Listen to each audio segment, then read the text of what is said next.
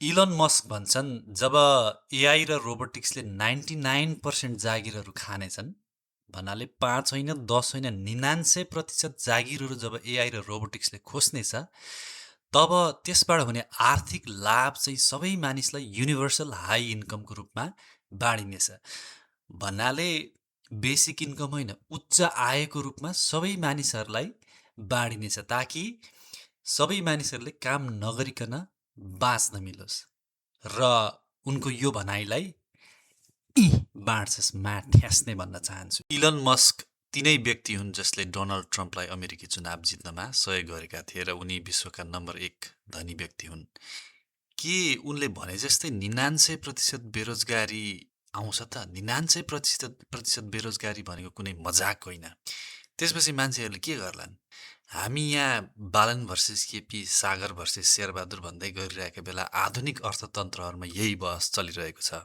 आजको भिडियो आधुनिक प्रविधि बारेकोमा भए पनि म वृद्धहरूलाई समेत यस विषयमा साह्रै सरल किसिमले शिक्षित गराउन आफ्नो सक्दो प्रयास गर्नेछु ताकि कम्तीमा उनीहरूले पनि यो कुरा के हो र यसले कसरी सामाजिक आर्थिक बहसहरूलाई आकार दिन सक्छ भन्ने कुरा बुझुन्। झन्डै 3 वर्ष अगाडिको कुरा हो, च्याट जिपिटी भन्ने एउटा एप आयो। यहाँ मैले च्याट जिपिटीलाई केही सामान्य टास्कहरू दिएको छु होइन।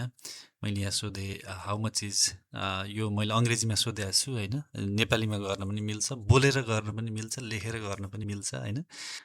999 गुणा 999 कति हुन्छ भनेर मैले सोधेँ, उसले एन्सर दियो। अझ उसले ट्रिक पनि यहाँ सिकायो कसरी यो हिसाब गर्न सकिन्छ सजिलो किसिमले भनेर होइन।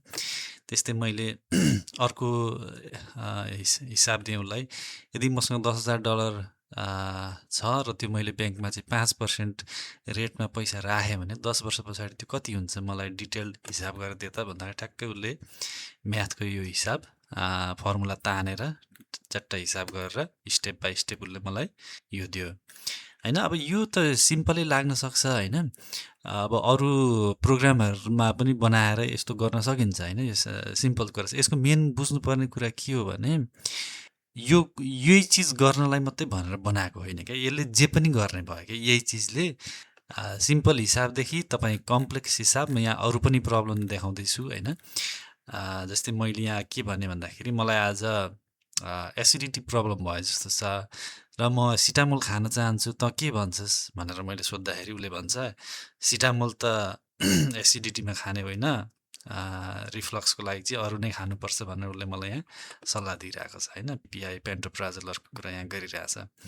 अब यहाँ डक्टरको कुरा पनि भयो होइन। मैले मेरो केटाकेटीलाई पनि डक्टरले प्रिस्क्रिप्सन लेख्दाखेरि यहाँ आएर परामर्श लिने गर्छु। यसले यस्तो यस्तो एन्टिबायोटिक खुवाइरहेछ, यो यतिको कडा छ, योभन्दा अलि नरम एन्टिबायोटिक छैन, किन यसले यस्तो कडा चलायो भनेर मैले धेरै परामर्शहरू योसँग गरेर मैले धेरै एन्टिबायोटिकहरू एभोइड गर्न सकेको छु। त्यस्तै मैले यहाँ उसलाई भने यो यसो कलाकारिताको क्षेत्रमा के गर्न सक्छ त? मलाई एउटा छोटो पोएम, कविता नेपालीमा एउटा कृषकको बारेमा जसले चाहिँ सङ्घर्ष गरिरहेको छ दैनिक कुराहरू फुलफिल गर्नलाई होइन, उसले यहाँ कविता लेखेर दियो मलाई। घामसँग उड्छ किसान, ऋणसँग सुत्छ रातभर, माटो उसले सिच्दा सिच्दै आँखा भिज्छन् पीडाभर, अन्न फल्छ अरूका थालमा, उसको घरमा खाली भाँडो, पसिना नै उसको धन हो तर भाग्य रहन्छ सधैँ टाढो। हेर्नुहोस्।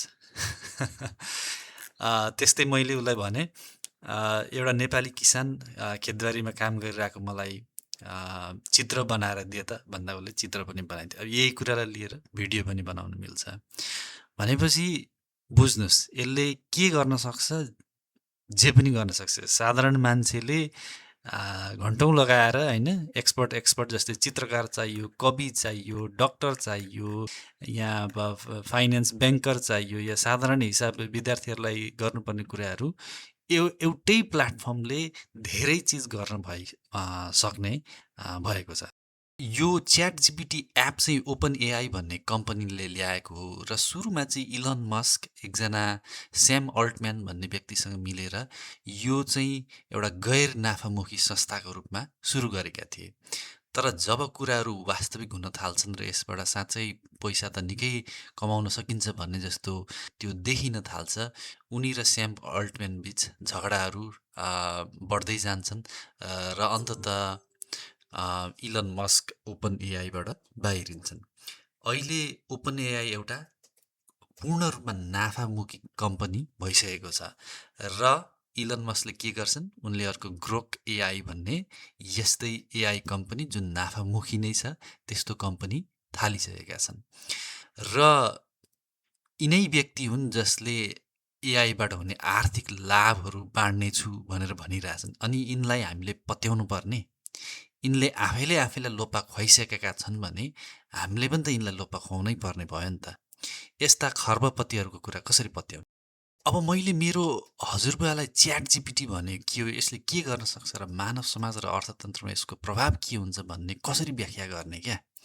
50% नेपालीहरूले सायद एआई स्पेसमा के हुँदैछ भन्ने बुझ्न नै सक्दैनन् र बाँकी 50% चाहिँ दैनिक भागदौडमा यति व्यस्त छन् कि उनीहरूसँग ठुलो चित्रमा गएर के भइरहेको छ भन्ने विश्लेषण गर्ने समय पनि हुँदैन। मेरो उद्देश्य यी विषयहरूलाई सरल बनाउनु हो ताकि सबैले बुझ्न सकुन् र यस विषयमा भाग लिन सकुन्। त्यसैले कृपया यो भिडियोमा धेरैभन्दा धेरै कमेन्ट गरेर आफ्नो सहभागिता जनाउनुहोला। हुन त मेसिन लर्निङ र एआई दशकौँदेखि छन्, तर किन यसपटक यो एउटा एप अथवा यो क्याटेगोरीको एपहरू जुन आइरहेको छन् यसले किन यति धेरै हेडलाइन बनाइरहेको छ, किन यति धेरै भूकम्प ल्याइरहेको छ? एआईको छोटोमा परिचय दिनुपर्दा अङ्ग्रेजीमा यो आर्टिफिसियल इन्टेलिजेन्स हो होइन। यसको उद्देश्य के हो त भन्दाखेरि मान्छेले सोच्न सक्ने काम यसले आफूले पनि गर्न सकोस्। जसरी हामीले क्रिटिकल थिङ्किङ सोच्ने कामहरू गर्छौँ, रचनात्मक कामहरू गर्छौँ, त्यो सबै चाहिँ एआईले पनि गर्न सकोस्, कम्प्युटरले पनि गर्न सकोस् भन्ने हुन्छ।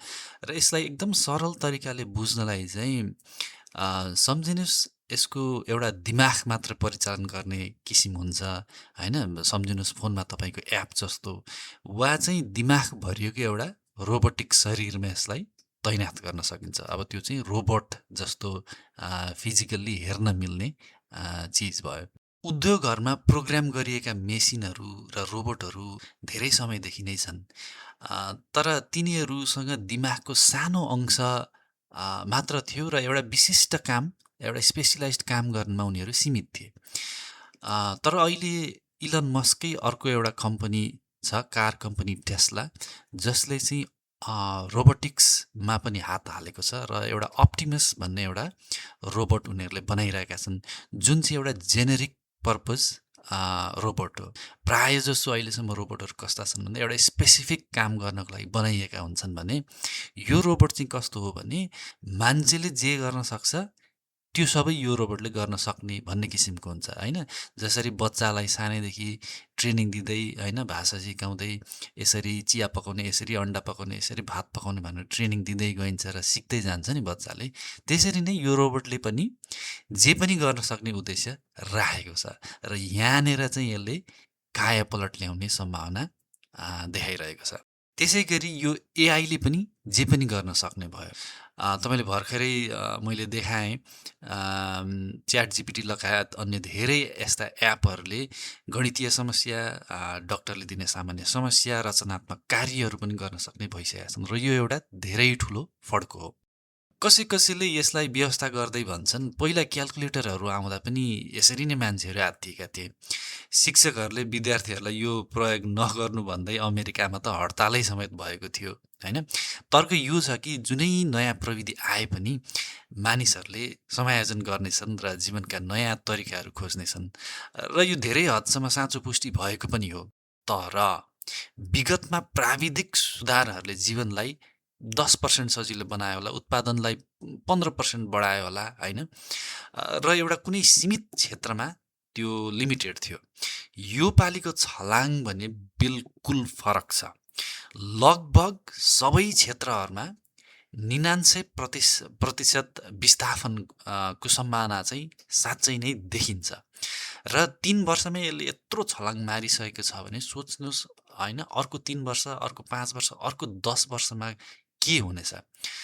र विगतमा प्रविधि चाहिँ सीमित मान्छेले सिकेर चलाउने खालका हुन्थ्यो भने यो चाहिँ फेरि जसले पनि एकैछिनमा सिकेर एकैछिनमा तपाईँ विज्ञको रूपमा काम गर्न सक्नुहुनेछ। अब विज्ञ भन्दैमा सबै कुरामा 100% सही हुन्छ भन्ने त हुँदैन होइन, काहीँ कतै यो चुक छ।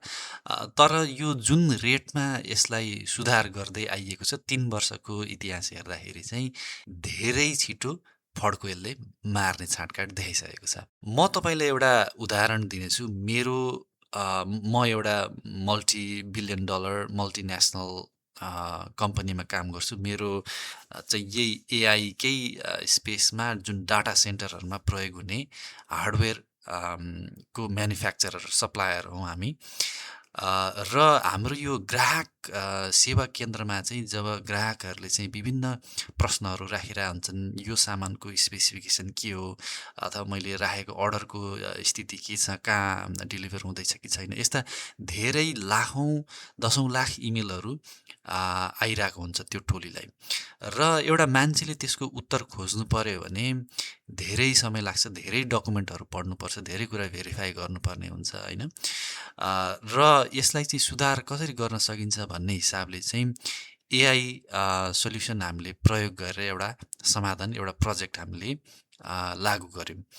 र यसको सुरुवाती रिजल्ट चाहिँ यो 90% सही यसले उत्तरहरू दिइरहेको छ। र यसको अब काम गर्ने गतिको बारेमा त कुरै नगरौँ होइन। एउटा मान्छेलाई एउटा उत्तर दिनलाई धेरै डकुमेन्टहरू खोजेर 1 घन्टा 2 घन्टासम्म लाग्थ्यो भने यसले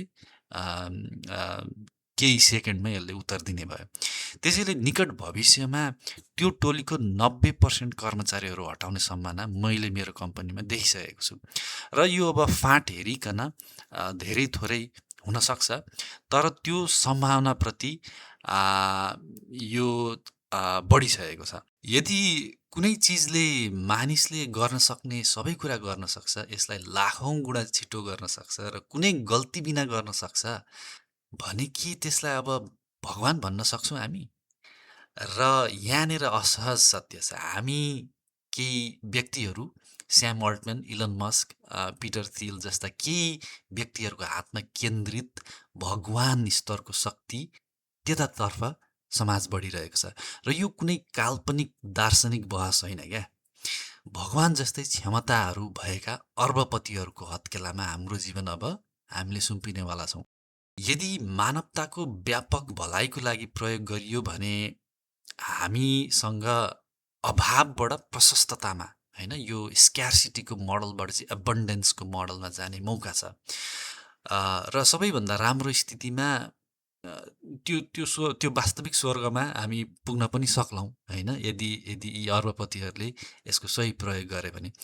तर यदि यो दुरुपयोग भयो भने के हुन्छ? अनि बन्नेछ तपाईँले नसोचेको पनि नर्क।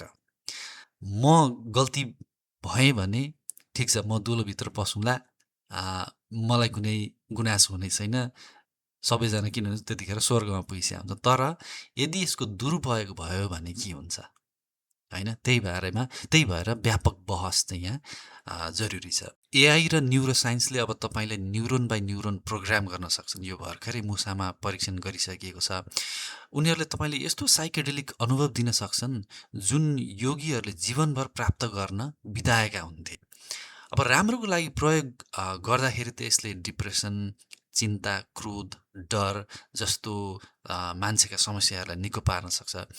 तर यो त्यहाँ रोकिने सम्भावना छैन। यो प्रविधिले सोच्नुहोस् कि मानिसहरूलाई चाहिँ धर्म, लैङ्गिक पहिचान, राजनीतिक विश्वासहरूमा चाहिँ ब्रेन वास गर्न पनि प्रयोग गर्न थालियो भने के हुन्छ? त्यसैले एउटा अधिनायकवादी समाज निर्माण गर्ने सम्भावना यसले धेरै नै बोकेको छ।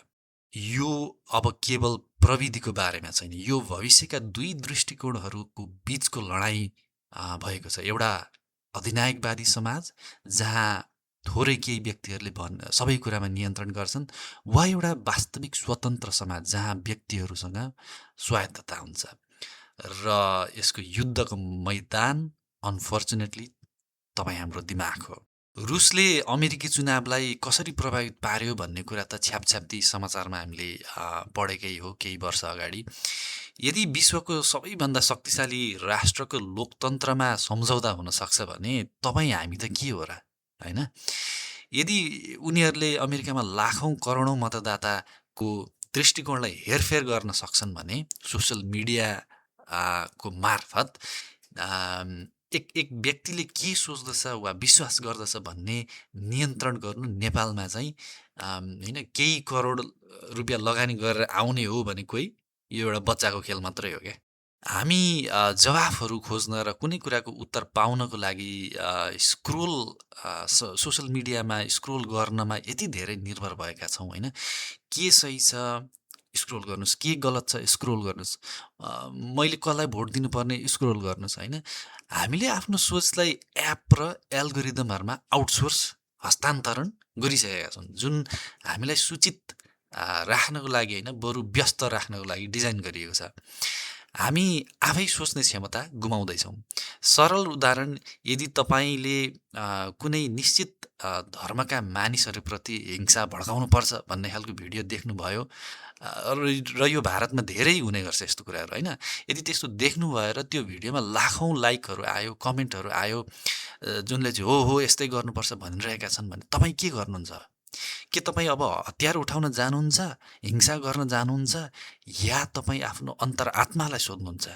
पूर्वीय दर्शनहरूले सधैँ फरक मार्ग प्रस्ताव गरेका छन्। वास्तविक उत्तर खोज्न बाहिर होइन आफूभित्र हेर्न जान्नुपर्छ। तपाईँ मोबाइलको स्क्रिन हेरेर आफ्ना धारणालाई प्रमाणीकरण गर्न खोज्नुको सट्टा तपाईँले आफू भित्र सत्य पत्ता लगाउने तपाईँ मार्गमा जानुपर्छ। तपाईँले दिनभरि जे गर्दै हिँडे पनि जुन जुन पहिचानको झोला, जुन जुन पार्टीको धर्मको आस्थाको झोला बोकेर हिँडे पनि राति सुतेर तपाईँ आँखा चिम्लेर एउटा अन्तरआत्मालाई सोध्ने गर्नुहोस् क्या, आज मैले दिनभरि के गरेँ, र होइन ती पहिचानका झोलाहरू तपाईँले साइडमा राखेर तपाईँले साँच्चै आफूलाई सोध्नुभयो भने सत्य के हो, के गर्नुपर्ने हो, के नगर्नुपर्ने हो, त्यो तपाईँलाई स्पष्ट तपाईँको अन्तरआत्माले भन्छ क्या, र त्यही नै परम स्वतन्त्रता बसेको हुन्छ। यो वास्तविक लडाइँ हो एआई भर्सेस मानव चेतना।